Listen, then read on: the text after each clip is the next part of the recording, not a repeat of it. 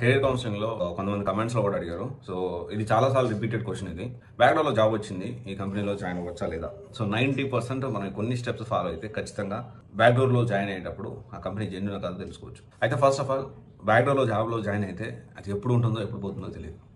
And ఇంతకుముందు నాకు తెలుసు. బట్ ఏంటి అంటే నాన్ ఐటీలో కూడా బ్యాక్‌డోర్ కోసం ట్రై చేస్తా ఉన్నారు. 1,50,000, 2,00,000, 2,50,000 కట్టి నాన్ ఐటీ జాబ్ కోసం ప్రయత్నం చేస్తా ఉన్నారు బ్యాక్‌డోర్‌లో. సో, ఇక్కడ ఏంటి అంటే అసలు బ్యాక్‌డోర్ అనేది కరెక్ట్ కాదు ఫస్ట్ ఆఫ్ ఆల్.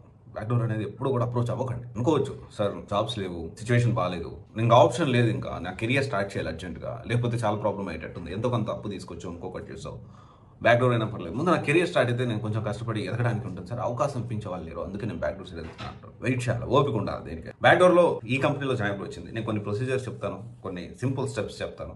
అండ్ అవి కూడా మీకు అర్థం కాకపోతే డెఫినెట్లీ ఆ కంపెనీ ఏంటి అనేది డీటెయిల్స్ నాకు పంపించే నేను మన టీం ద్వారా ఇన్ఫర్మేషన్ ఈ కంపెనీ జెన్యూనా కాదని తెలుసుకొని మీకు అప్డేట్ చేయడం జరుగుతుంది. అయితే బేసిక్ ఇక్కడ ఏంటి అంటే బ్యాక్‌డోర్‌లో ఈ కంపెనీలో జాబ్ వచ్చింది తెలుసుకోవచ్చు అంటే ఫస్ట్ ఆఫ్ ఆల్ ఎంసీఏ పోర్టల్లో యాక్టివ్ ఇన్యాక్టివ్ అనేది మనం ఖచ్చితంగా తెలుసుకోవాలి. మినిస్ట్రీ ఆఫ్ కార్పొరేట్ అఫైర్స్ ఉంటుంది. ఇది యాక్టివ్ ఇన్యాక్టివ్ అని మనం ఖచ్చితంగా తెలుసుకోవాలి. ఇలా కాకుండా ఎంసీఏ పోర్టల్లో ఫస్ట్ స్టెప్ అది. అలా కాకుండా గ్లాస్ డోర్ రివ్యూస్ కూడా మనం చెక్ చేయొచ్చు. గ్లాస్ డోర్ రివ్యూస్ కూడా చాలా వరకు జెన్యూన్ ఉంటాయి, మనకు అర్థమవుతుంది.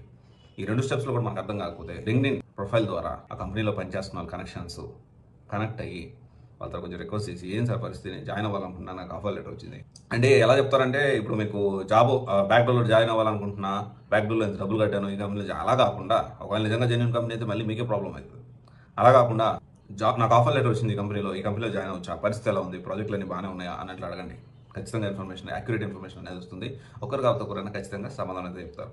సో ఇవన్నీ కూడా కాకపోతే ఆ కంపెనీ అడ్రస్ తెలుసుకొని ఆ కంపెనీ అడ్రస్ దగ్గర ఆఫీస్ టైమింగ్స్లో అక్కడ ఉంటే ఈ కంపెనీలో వర్క్ చేస్తున్నాను అన్నట్టు మీరు చెప్పుకొని అలా కూడా ఇన్ఫర్మేషన్ గ్యాదర్ చేయొచ్చు. అది కొంచెం కష్టమైన పనే. బట్ స్టిల్ ఖచ్చితంగా నాకు ఆప్షన్ లేదు అంటే ఇది కూడా ఒక ఆప్షన్ యాక్యురేట్గా మనం తెలుసుకోవడానికి అవకాశం ఉంటుంది.